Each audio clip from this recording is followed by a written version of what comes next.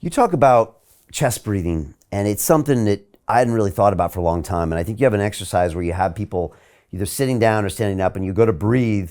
And I think you were saying how your collarbone shouldn't go up, and your chest shouldn't necessarily go up, and it should be your belly expanding. And I was wondering if you could talk about that, and maybe even an exercise that people could do at home to just try to check in on how they're breathing. And I know that it's all does even get your parasympathetic or sympathetic nervous system in place as well. If your chest breathing is more of a panic breath versus stomach breath. So I don't know, talk about that. Well, one, chest breathing is inefficient. We breathe through our belly. As you inhale, the diaphragm pulls down, your lungs expand outward, or your ribs expand outward and down, and your lungs then fill up with air as you increase like the size of your chest. And so if you're not allowing your belly to move out, you're decreasing the efficiency of your breath. Also, one of the things that I used to always do, because I was just vain and I wanted my stomach to look good, was I'd always keep my core engaged, so show off my six pack as I walk around. I don't do that anymore, but it took me years to break that habit. It was so hard to not do that, because your belly is your major muscle for exhalation. And so if you're keeping that engaged, you can't inhale properly. One of the things too is like here's a really good exercise that I work with people. Since you already read the book, you'll probably do it right. But if you come, I know you're sitting in those big comfortable chairs, but move to the end of the chair. Yeah. So you're kind of sitting up straight. Okay. Yeah. And then I want you to relax the shoulders down. So maybe put your palms in your lap. Yeah. And then take as deep of an inhale as possible. Just inhale through the nose, just inhale. Deeper, more. Yeah, so if you notice right there, exhale. If you notice right there, that last little bit, your shoulders came up. So you're like, so we do this, and everything comes up. And if you feel your belly's kind of hollowed out a little. It's not really expanding out.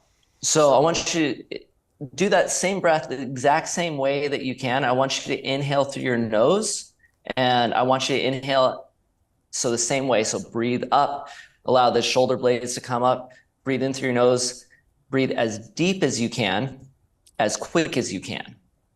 Okay, and allow everything to come up. So start with a full exhale. Yeah, right. So start with a full exhale. So exhale all the way out, and then inhale.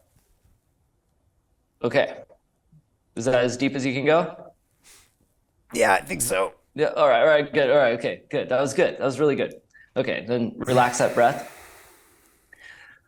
So you're going to do that same breath now, but instead of breathing upwards like this, I want you to imagine that you have a rubber band that's right around the area of your diaphragm. So right like where your xiphoid process is, or your bottom ribs. And then as you inhale, I want you to think of expanding your rib cage, not upwards, but in the 360. So it's like opening up also into your back. So a whole that rubber band is going to stretch out. So you're going to take the same breath, but instead expand out in 360 degrees. So start the same way. Exhale fully out. And then whenever you're ready, just inhale, expand. There you go. Do you feel how much more air you're able to bring into your lungs quicker? Yeah, I could really feel my midsection expanding, which I never really have. Also, I didn't feel like when I'm up here, I feel kind of tense a little bit. I always feel like there isn't much left there when I'm doing that, if that makes sense. But here it felt kind of more natural, if that makes sense. Yeah. Yeah, felt a little bit more natural. Yeah. Because if you think about it, when we're trying to create space to inhale, our ribs need to go out and down. The space between our ribs, the intercostal muscles, expand, and so they pull downwards. Okay. So as you exhale, they pull back in. So if you think, actually, sorry, they don't pull downwards; they pull outwards or up. Like if you think of like a bucket, and you have the handle of the bucket, and it's down. As you pull it up, it comes forward. Right. And so that's kind of what the ribs are doing as you inhale. They're coming out and forward, and they're expanding. This all raises up. But if you're breathing up here, you're shortening around your torso, and you're not allowing the outer ribs to pull out. So it's much harder to get the air in. And then you're using these much smaller muscles, your scalenes, which these muscles here, to try to pull the collarbones up and get that little extra bit of air into the lungs, which isn't very effective. We only really use these muscles when we're in a state of panic.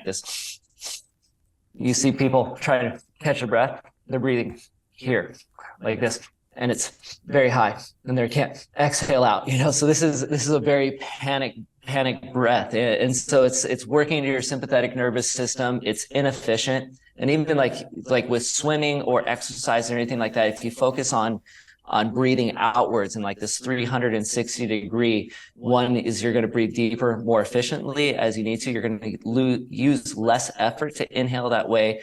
And also you're going to be less stressed about the inhale or it's not going to trigger that fight or flight, the sympathetic nervous response that you would get by breathing upwards. So it's just much quicker. And you could practice this in your swimming as well as you're doing the strokes. Think of that inhale, because you have a brief, less than a second to get that breath in. And so if you're trying to get in the air and you're coming up here and you're trying to breathe in this way, like this, to get in the air, you're not filling in the lungs. But if you come up and you breathe outwards, you're going to immediately fill up the lungs so much faster and more efficiently. Oh yeah, that's a bet, man. I'm going to do that. It already feels good doing that.